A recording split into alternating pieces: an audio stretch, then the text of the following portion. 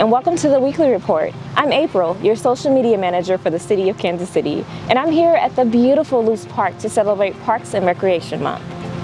Did you know Kansas City's Parks Department maintains 221 parks, more than 12,000 acres of parkland, 558 miles of trails and bikeways, plus lakes, athletic fields, tennis courts, playgrounds, and 5 public golf courses. The theme for this month's Park and Recreation Month is Our Park and Recreation Story. You're invited to celebrate with us with food, music, and fun. On Saturday, July 17th, Kansas City's Parks Department will host a celebration at Theis Park at 47th and Oak Street. From 6 to 8 that evening, you can enjoy live music with the Latin band Miguel El Mambo and Friends. There will be food trucks, yard games, Imagine Playground, and more. It's a free event, and all are invited. Come build your park and recreation story. The name of a former Tuskegee Airman will live on at the Charles B. Wheeler Downtown Airport. Brigadier General Charles E. McGee made his home here after a distinguished military career. Now his name is on the General Aviation Terminal at Downtown Airport. McGee, who is 101 years old, recently received a city proclamation from Kansas City Mayor Quinton Lucas. Among other dignitaries on hand to celebrate General McGee were some of his family members, former Mayor Charles B. Wheeler, and 2 of President Dwight Eisenhower's grandchildren. Thanks for watching the Weekly Report. I'm April with City Communications. Stay tuned for more great city videos.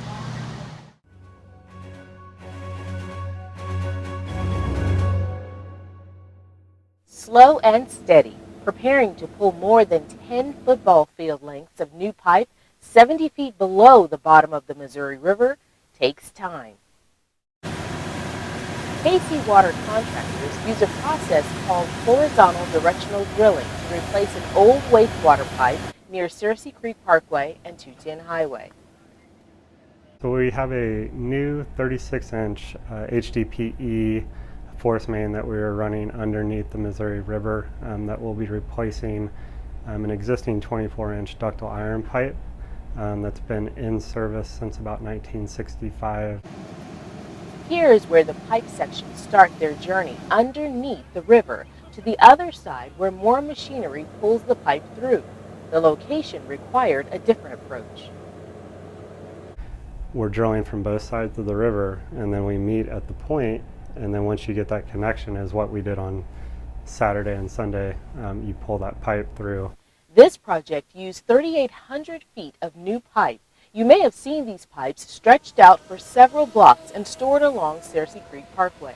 So it goes from the pump station at Buckeye, which is on the north side of the Missouri River, and then it goes underneath the river at about 100 feet below the ground, and then it surfaces on the south side of the river. The new pipe will connect to the Buckeye pump station that pushes wastewater from the north to the Blue River wastewater treatment plant. When the new pipe is fully ready, it will provide more volume and a more reliable pump station. For KC Water, I'm Heather Frierson.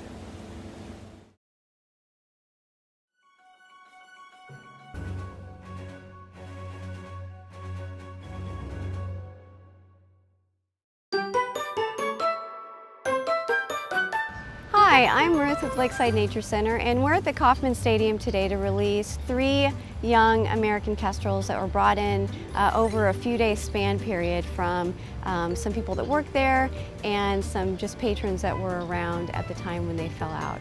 There were 4 initially. One of them didn't make it, so we had 2 males and a female to release. They commonly, every year, they will nest here in the Kauffman Stadium. They'll be at the very, very top. They like to hang out at the very top of this building, and they have really long tails, and they'll sit there and kind of flick their tail up and down. This is a great place for birds that eat insects. If you just spend a few minutes here, you can see so many different kinds of birds. It is a good place to have your young kestrels because their first several months of their life, they eat a lot of insects because they can't quite hunt on their own larger prey like rodents, lizards, things like that. So they eat a lot of insects, and there are tons of insects around this area. So we had a small window. We don't have another game until Friday, so hopefully in that time span they'll be flighted enough and they won't get into more trouble and people won't pick them up and bring them to the center. So this is one of the female kestrels, and you can tell the male and between the female by a few different things. Here, sweetheart. The feathers on their breast have streaking on them, and you'll see the males have polka dots.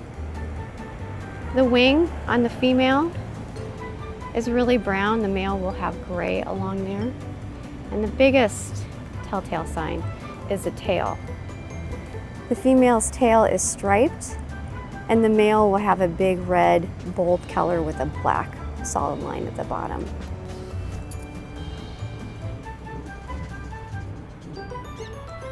So this is the little male kestrel, and you can see the feathers on the breast are all spotted.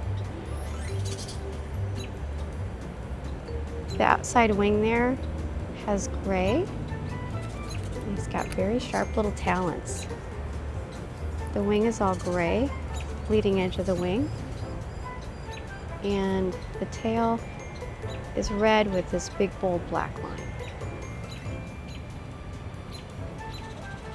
So as you can see, those little kestrels flew up into these small trees, and they'll hang out there. Unfortunately, because there are so many other birds and they are a predator species, they are instantly attacked by the other birds around here. The yellow bird that you saw is a western kingbird, and they're just being protective of their babies, even though those little kestrels can't hurt them.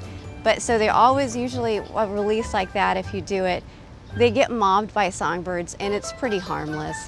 They just kind of bother them. So as soon as it kind of chills out, they'll start calling. The parents will hear them and come down and kind of bring them back into the group. And they actually flew a lot better than I thought they could. They always do.